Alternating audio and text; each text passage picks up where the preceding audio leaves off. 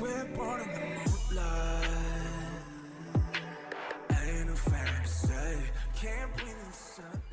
Hello, Aromas. This is Aromie here, and welcome back to Reanimation Scheme, right? Yes, Reanimation Scheme. We're here going to go ask my best friend for some help. I don't know if best friend is a potential lover or not, but I don't think Sebastian is a potential. Thankfully, it doesn't take much magic to activate the mirror for communication purposes, and I'm able to establish a connection to the headquarters even in my weakened state. It takes much longer than usual. Oh, our best friend is a potential lover. Oh, best friend, oh my gosh, best friend, childhood best friend, because I will totally go for his role so quick. It takes much longer than usual before I finally get a response from Adrias. Or Dryas, I'm assuming. When Adrias' familiar face emerges on the surface of the window of the mirror, I can't help but note that he looks more frazzled than usual. I'm sorry. Oh, you're so cute! I'm sorry for the wait. His eyes focus on mine. He breaks out into a gentle smile. Oh, you're so cute. Stop, you're so cute. If my girl didn't develop feelings for you already, I'm going to force her now. Michiko, it's you. Hello. I wasn't expecting to hear from you at this hour. Hey. Are you making fun of my sleeping schedule too? You've been around Sebastian too much. Adrias dips his head. I said drip. Dips his head and gives a chuckle, smiling at me with fondness. Sorry, I wasn't trying to tease you. To what do I owe the pleasure? I need your help.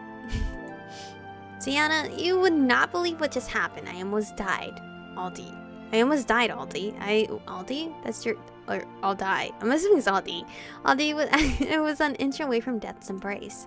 Adrias' soft smile melts into an exasperation. What words am I reading that are not there? What am I saying? Into an expression of alarm, and he seems to step closer to the mirror, peering at me in concern. Oh, no. What happened? Are you alright? I began to fill him in on the events of this morning, being careful to leave the parts about a certain spirit out of my tale. He listens attentively, a frown forming on his forehead, and I notice him shifting his weight from side to side in unease. When I finish my venting, Adrias stays silent for a minute, his face looking quite troubled.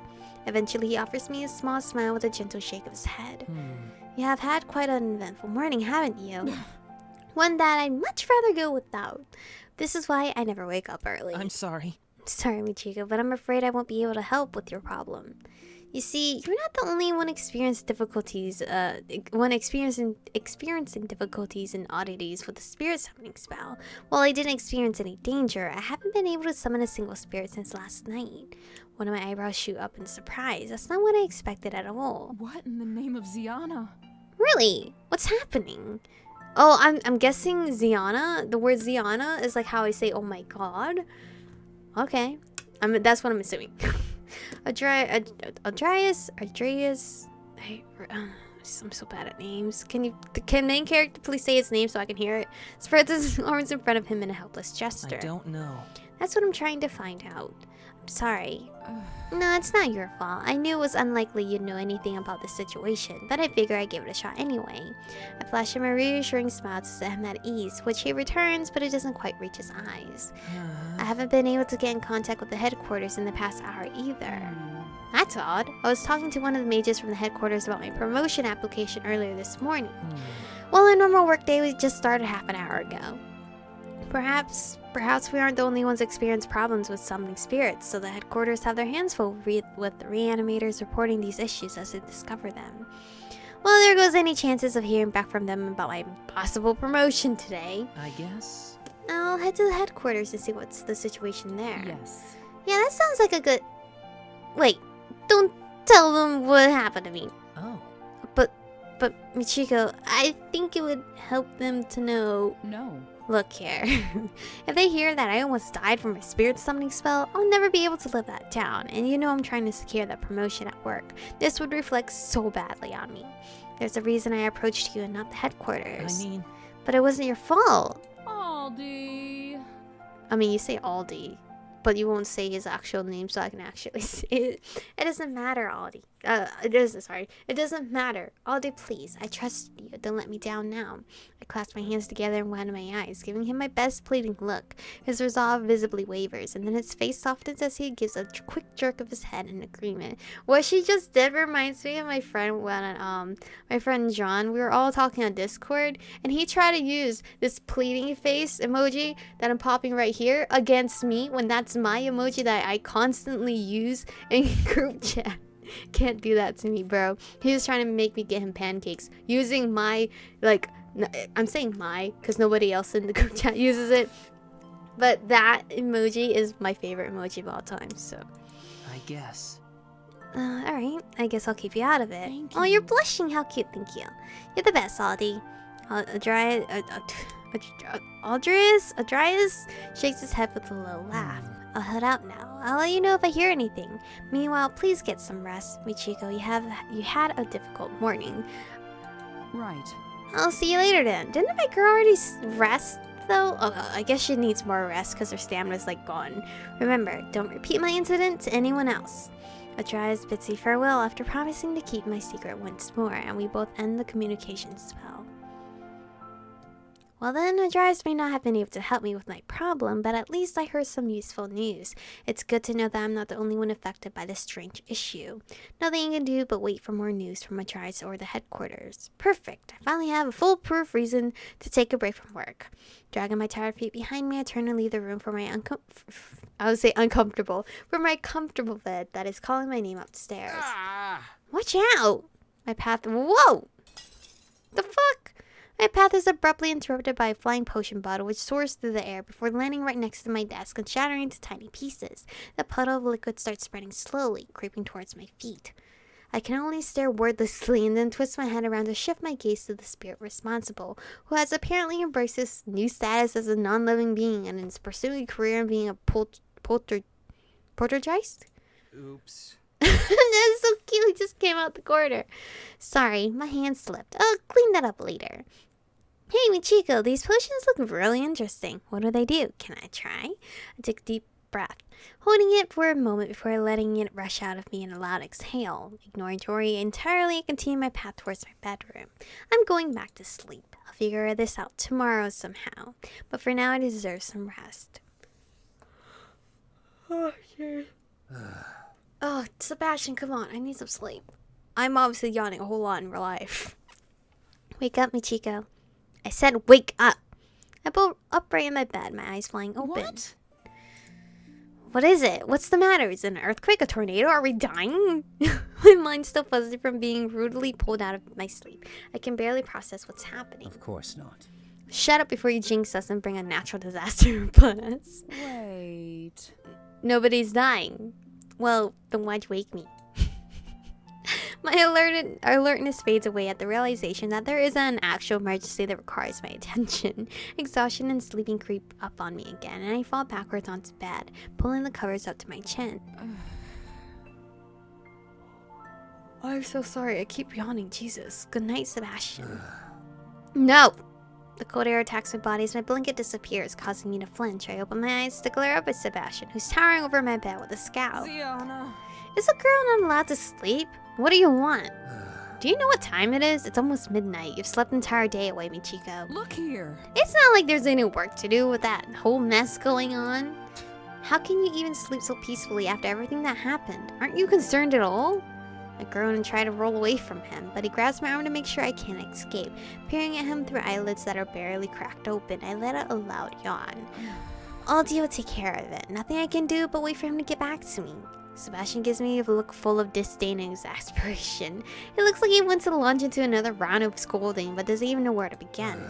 Oh, for the love of 12 deities. Or deities. I don't know. I usually say deities, but I'm probably saying that incorrectly.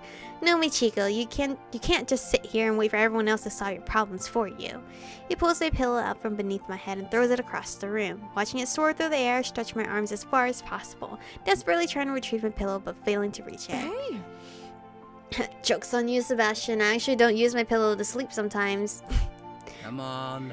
No. Michiko, it's time to get up. I need you to try something. Is it food? Are you feeding me? Because I'm starving. Can't you have some mercy on me? I almost died today. I'm exhausted. When are you ever not exhausted anyway? You always claim that. Okay, smarty pants here. Any side effects from overuse of magic should have passed when you absorbed my death magic. Enough excuses, now get up. How old are you? Are you like several thousand years old but look handsome as fuck? By now, after all this commotion, alertness has settled in enough to replace my sleepiness, knowing I won't be able to fall back asleep for a while, nor would I be allowed to try. I push myself up into a sitting position once again and let out a long sigh. What do you want, you annoying furball? Alright. Go to the study. I want you to attempt another spirit summoning spell. What? Did you manage to send Jory back to the spirit realm? Of course not. He's still in your study. Then why are you bothering me about this? You know I can't summon 2 spirits at once, yet you berate me for forgetting the fundamentals of being a death mage. Sebastian sighs and speaks through gritted teeth. Yes, I know that, thank you very much, but I myself have been having difficulty summoning a spirit. And considering the many oddities about the spirit you've summoned, I just want to see if it would somehow be different for... Sebastian stopped speaking abruptly and whips his head around, peering in an opposite direction. Confusion crosses his face and he narrows his eyes. Huh? Did my detection barrier around the perimeter just get triggered? What? Someone's coming. At this hour? Who? Since when do I get visitors? True. When do you? Do you even know a single person in...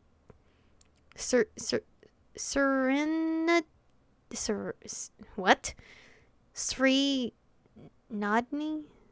Is the R silent? Fuck. Can you guys please say this name for me? I shoot him a scathing glance that lets him know exactly how I feel about his jab. Well, clearly someone knows me if they're paying me a visit, and it's not Aldi. I let out a sigh, sliding off the bed with reluctance. Right. Fine, I should go wait at the door. Maybe it's someone from the headquarters. Huh? You're getting out of bed willingly. But no, stay here. I'll slip out of the house to see who it is first. I cock my head, raising an eyebrow. He sure is being cautious. I see that on edge because of what happened today. Oh, okay. Into a cutie. Even though you were a cutie before. Before I can express my doubts about his plan, a burst of death magic erupts from him, coupled with a blinding flash of light. Sebastian? Wait! Raising my arm instinctively to block out the light, I squint the door just in time to see Sebastian dash out of the room in his cat form. Kitty! A cat! An extended yell fills the room. I almost slip out of my skin, taken aback by the sudden outburst. Jory? Sienna, is that you? I whip my head from side to side, but I don't see any sign of the red-hooded spirit. What? Am I starting to hallucinate from my exhaustion? Jory? Where are you?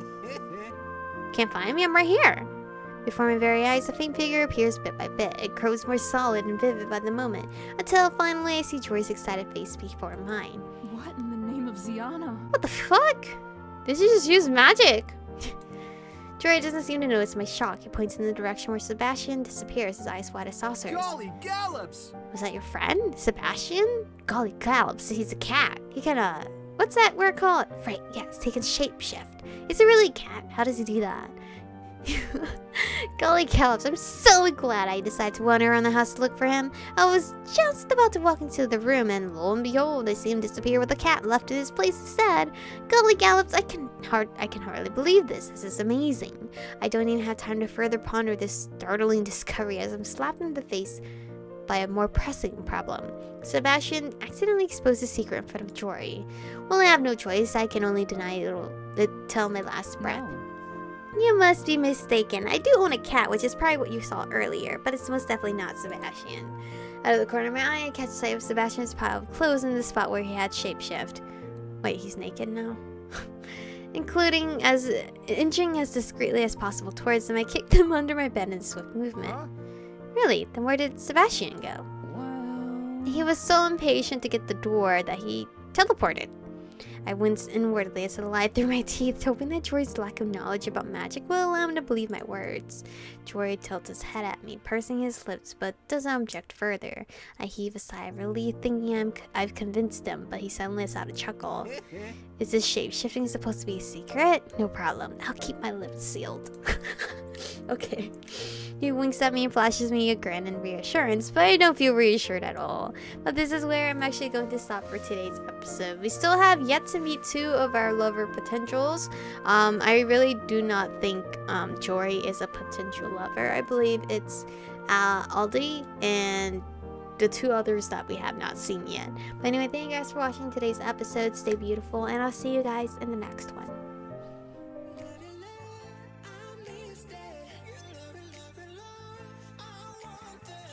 touch it, touch it, touch it.